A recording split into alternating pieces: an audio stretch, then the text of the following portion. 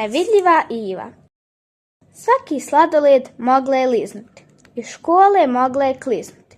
Vidjela je nevidljiva Iva, to su najskrovitijim predjelima zbiva. Kako ljudi kad sami svašta čine, čak i oni što nose brčne. I nije mogla jesti Iva juhu i varivo od gljiva.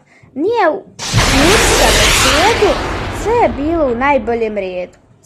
Sve dok nisu zaboljeli zubi Ivu, ni dužnu ni krivu.